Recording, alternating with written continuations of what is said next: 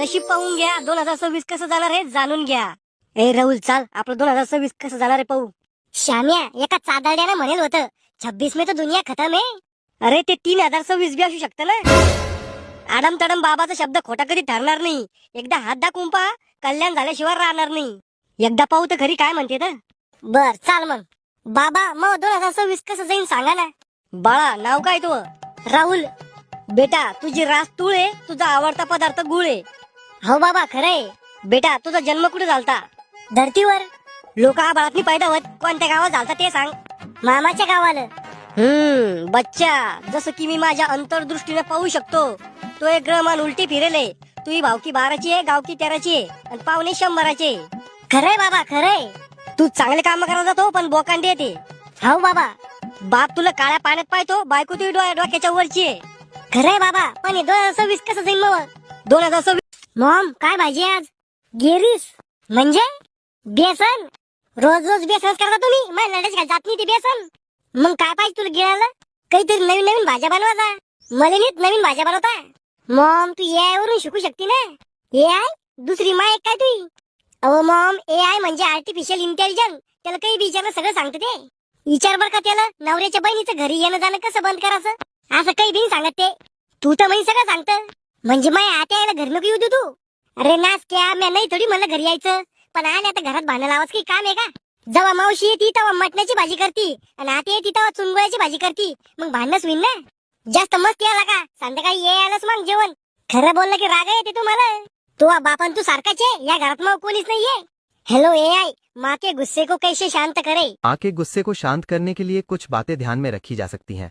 सबसे पहले धैर्य रखें और उनकी बातों को ध्यान से सुनें। उन्हें ये महसूस कराएं कि आप बाबा आजकाल या फोनला रिकामे काम वाढले. अरे चिठ्ठ्याचाच काळ चांगला होता. ओ बाबा फोनमुळे आपल्याला घरी बसल्या बसल्या सगळी माहिती होती. फोनमुळे लपडे बी वाढले ना.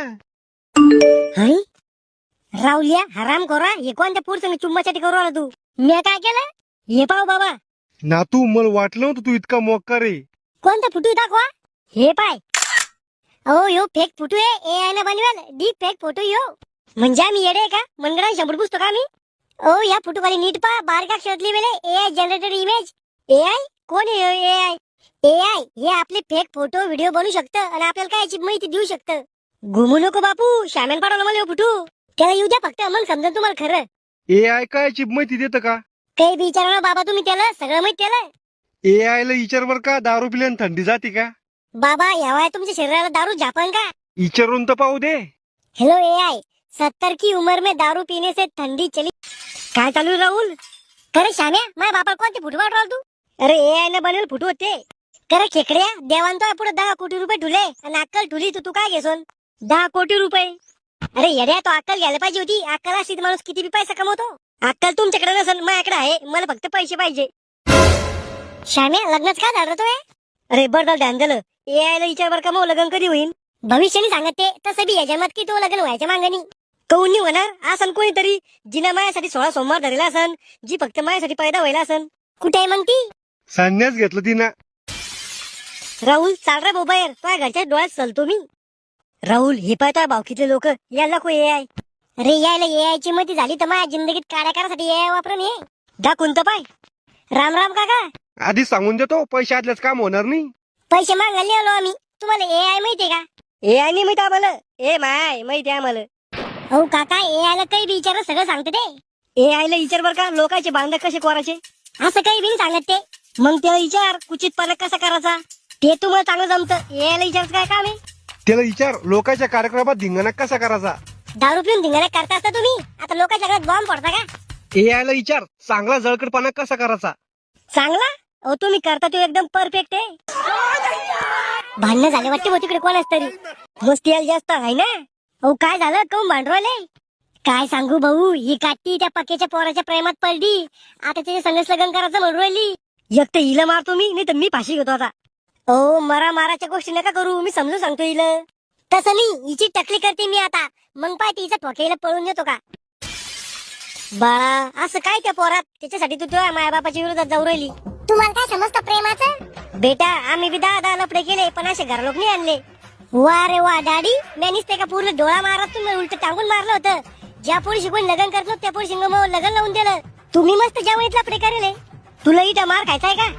ते असंच राहतं, जे पोरग चांगलं राहतं त्याच्या बापाला लय कांड करत राहते, आणि जो बाप लय चांगला राहतो त्याच्या पोराचे लय लफडे राहते.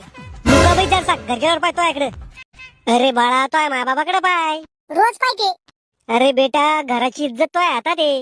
वा रे वा जमाना. घराची इज्जत माझ्या हातात आहे आणि घराची प्रॉपर्टी माझ्या भावाच्या हातात आहे. तुला काय पाहिजे सांग ना तू. मला माझ्या आशिक संगच लग्न कर नाही. इतकी काय डोक्याची वरची तू का समजून सांगू राहिलो, समजून राहिली का? तू कोणी मला शिकवलं तू घर सांभाळला तो पोराला लग्न बायानी सोडले. हा शावल्या ती कंडम मध्ये बांधूनच फेकून द्यायला पाहिजे. तू घर सांभाळ मला नको शिकू. ए जिपरे माझ्या बापाला एक शब्द बोलली धरून सापतील. तुझ्या बापाला तू लपडून दिसत चांगला मला ज्ञान शिकवा ना. ए चिरकुटचा टेक कुठे लपडे केले यानं? कॅशन पण बाबाची सुद्धा सांगायला लपडे याचं. म्हणूनच म्हणलं ह्यो हरामखोर आमच्या घरापाशी कस काय चक्रा मारतो. हो म्हातारा त्यासाठीच बघ मी तुम्हाला. अरे तुमचं सगळं खानदारच तसं आहे. ऐशन पड्या खानदानावर जायचं आमच्या, याचा काटाच काढतो मी आज.